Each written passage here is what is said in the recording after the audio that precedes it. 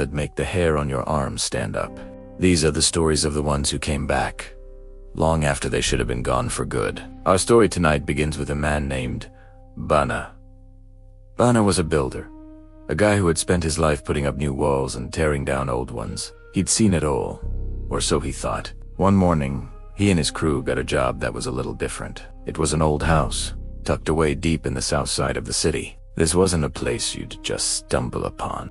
You had to navigate a maze of narrow, winding alleys to get there. Alleys so tight that the sunlight barely kissed the cobblestones. It was a part of the city that time seemed to have forgotten. The crew set up their gear right at the gate of the old house.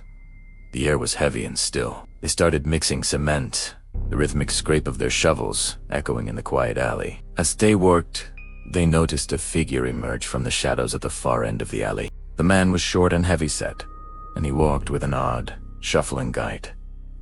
As he got closer, they could see his face. It was a nightmarish canvas of scars and old burn marks, so mangled that it was hard to make out his features. He didn't say a word. He just kept walking towards them, slow and deliberate. And then he smiled. It wasn't a friendly smile. It was a twisted, unsettling grin that didn't reach his eyes. His gaze was fixed, not on Bana, not on the foreman, but on the youngest member of the crew, a kid barely out of his teens. The boy froze, the color draining from his face. The atmosphere, which was already tense, suddenly became eastern. It felt like all the air had been sucked out of the alley. The foreman, a big, no-nonsense guy, sensed the danger immediately. He lifted his shovel, holding it like a weapon, and shouted, "What do you want?" This guard man stopped. He stood there for a long, silent moment, that horrifying grin still plastered on his face. The crew held their breath, their hearts pounding in their chests. Then, as slowly as he had approached, he turned and walked away, disappearing back into the shadows from which he came. That night, none of them slept. The image of the man's face, his fixed stare, was burned into their minds. They couldn't shake the feeling of pure dread that had washed over them. The next day, Bana mentioned the encounter to the owner of the house, an old woman who had lived in the neighborhood her whole life. He described the man in detail: the short, heavy build, the shuffling walk, the scarred and burned face. The old woman listened patiently, her expression growing more and more grim. When Bana finished, she let out a long sigh and said something that chilled him to the bone.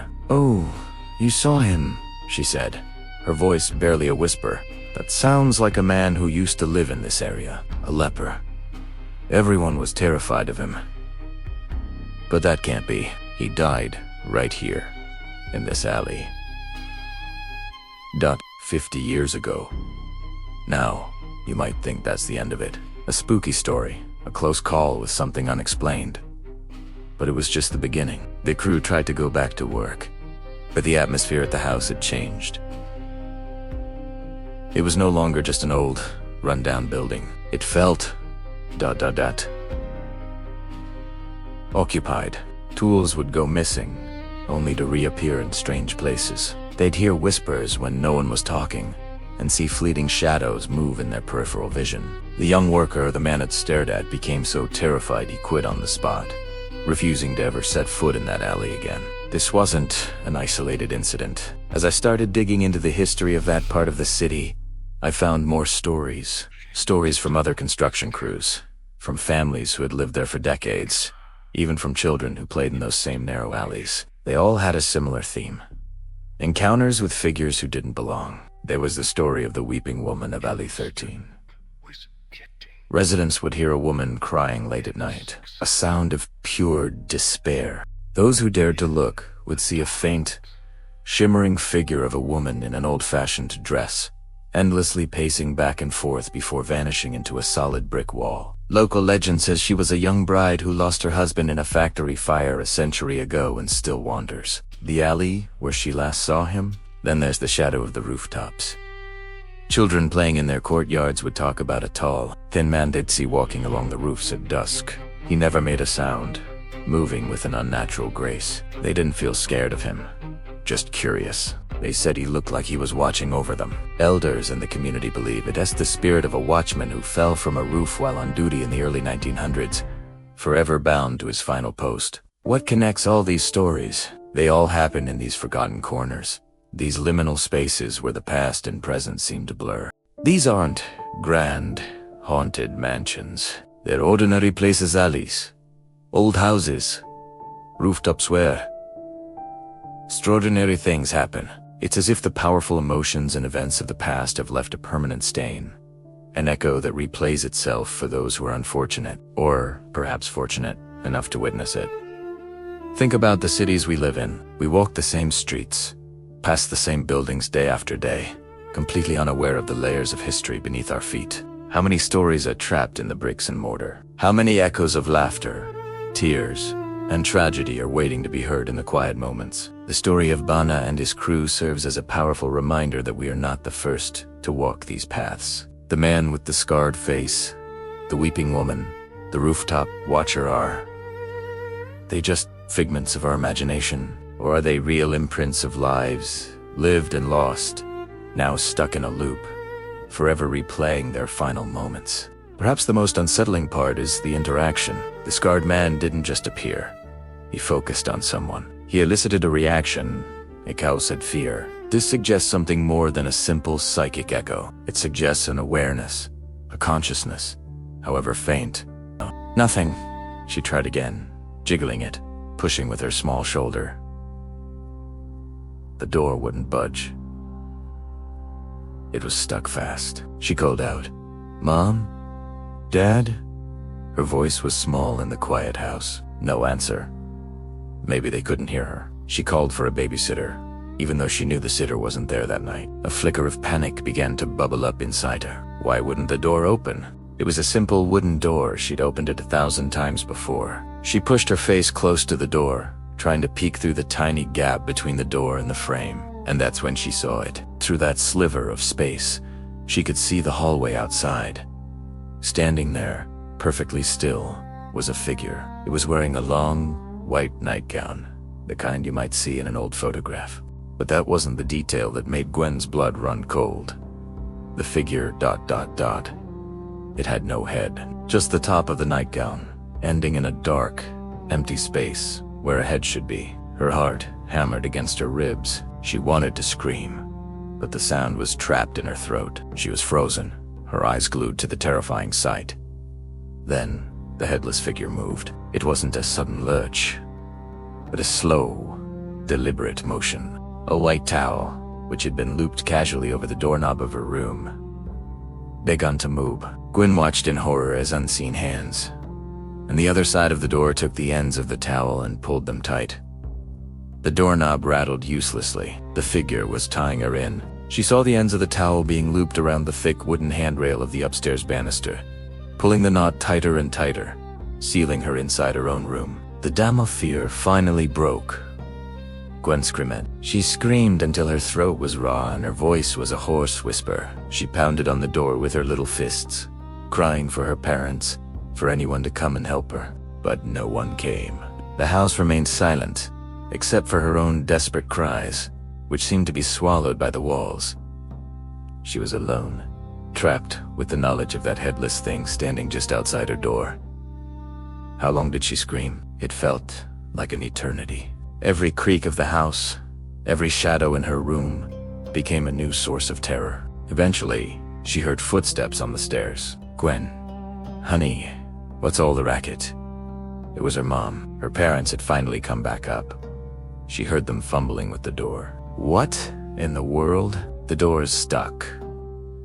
There was a grunt from her dad as he put his shoulder into it. With a loud crack, the door flew open. Her parents rushed in, their faces a mixture of confusion and concern. "Sweetheart, what happened? Why were you screaming?"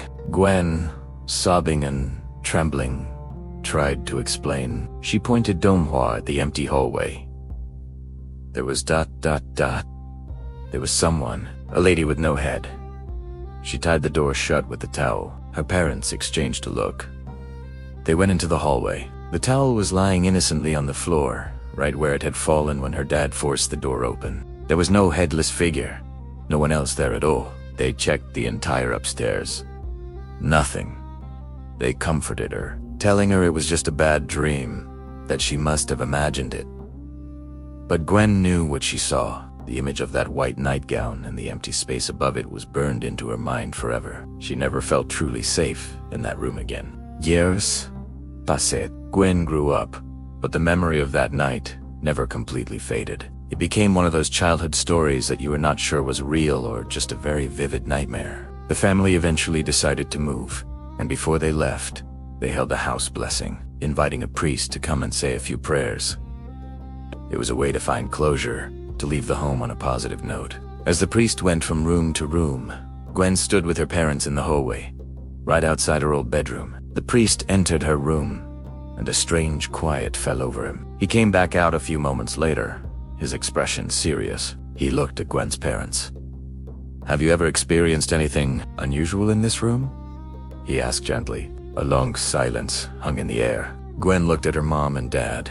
Their faces were pale.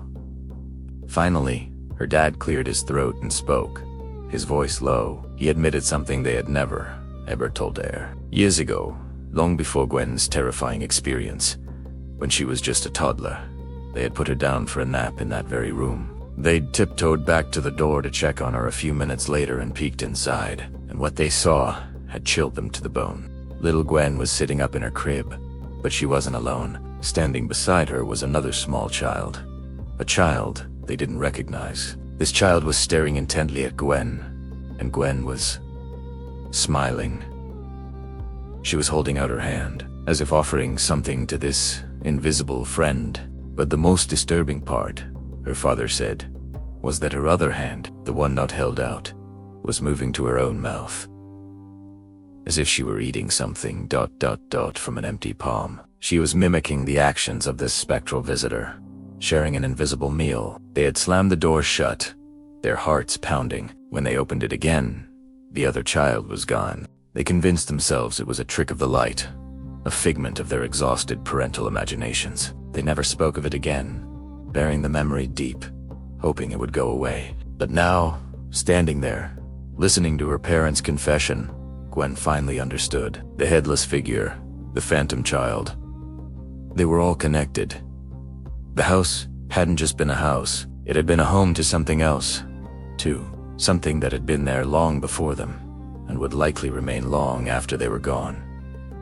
What do you think? Was the headless figure the ghost of the child grown up in, or were they two separate entities haunting the same space, waiting for the last bus home? The air that night was thick and heavy, the kind of stillness that feels like the world is holding its breath. The streetlights overhead flickered intermittently, casting long, dancing shadows that played tricks on the eyes. It was in this eerie quiet that Eli first saw him. A man emerged from the gloom, his figure weary and stooped. His clothes were torn and frayed, and his face was pale, etched with a deep, unsettling exhaustion. He moved slowly, as if every step was a monumental effort.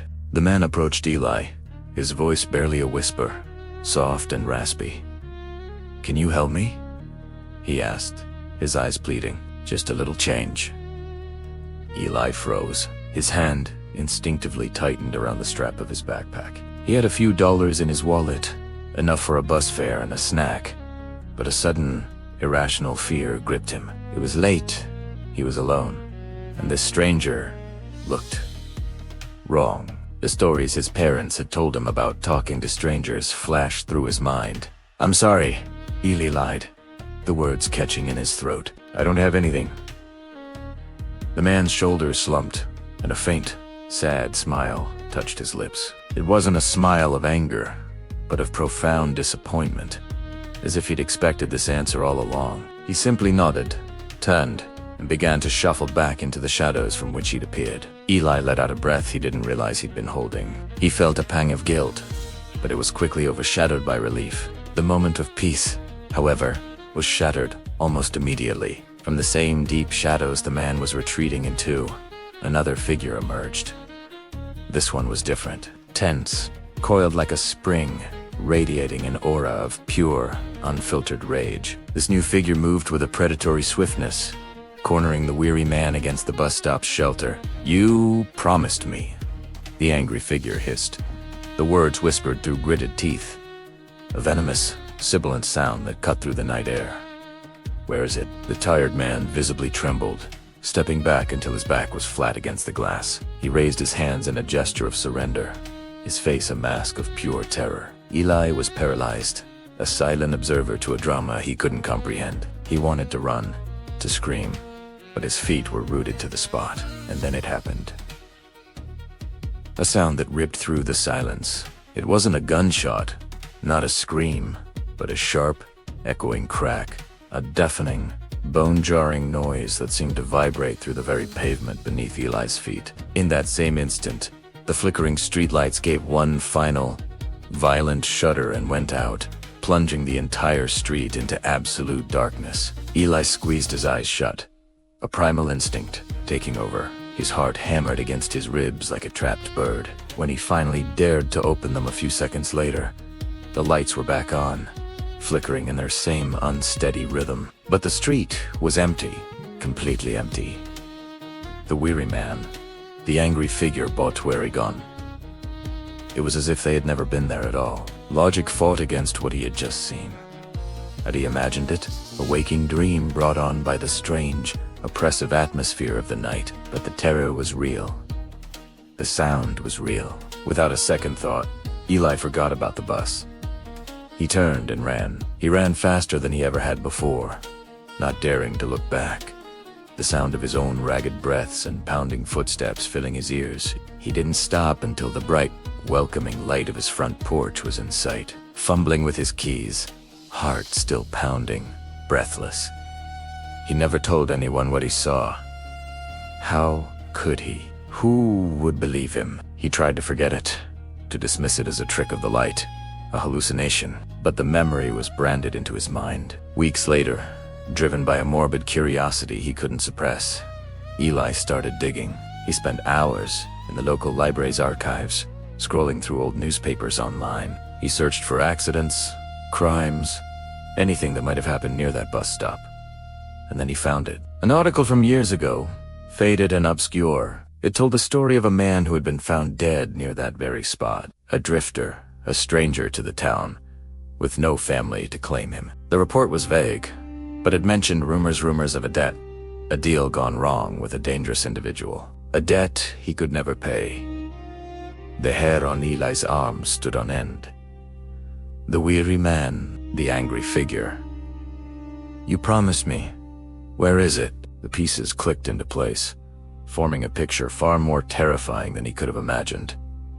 He hadn't witnessed a simple mugging. He had witnessed an echo, a spectral reenactment of a long-forgotten tragedy. Since that night, Eli's life has been subtly, but irrevocably, changed. He still has to take the bus sometimes. But now, whenever he rides it as dusk settles over the city, as the streetlights begin to flicker on, he feels it, a cold spot on the seat next to him. And if he dares to glance at the reflection in the dark window, he sometimes sees him, a faint, translucent figure sitting beside him, the same man, silent, pale, his sorrowful eyes staring out into the passing night. And sometimes, just sometimes, when the bus is quiet and the wind whistles past the windows, Eli thinks he can hear a whisper, a sound so faint it could be just the air itself, a single, heartbreaking phrase carried on the wind.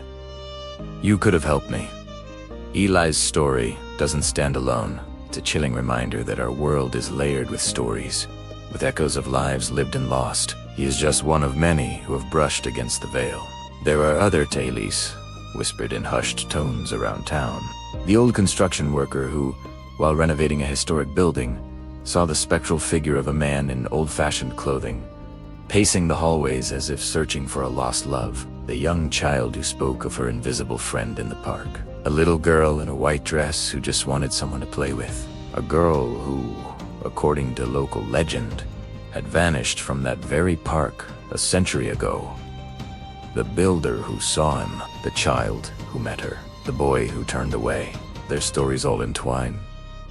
Threads in a much larger, unseen tapestry. They are the ones who have looked into the shadows and seen something looking back. They say that when the autumn wind howls through the narrow alleys, when the leaves skitter across empty streets like bony fingers, the forgotten ones return. They are the souls who left this world with unfinished business, with a question unanswered. A dead-end pie to cry for help that went ignored. They wander the places they once knew, restless, faceless to most, forever searching for the peace they never found in life. So the next time you're alone, and you hear a strange noise, or feel a sudden, inexplicable chill, pause for a moment. Listen. You might just be standing in a place where a story is still being told. And you might be the one it's being told to. What would you do? Would you listen? Or would you turn away? Who's like Ellie? The choice you make might just echo longer than you think. Thank you for joining me in the shadows tonight. If this story sent a shiver down your spine, make sure to like this video and subscribe for more tales from the other side. And remember to hit that notification bell so you never miss a journey into the unknown. Until next time, stay curious and be careful who you talk to at lonely bus stops.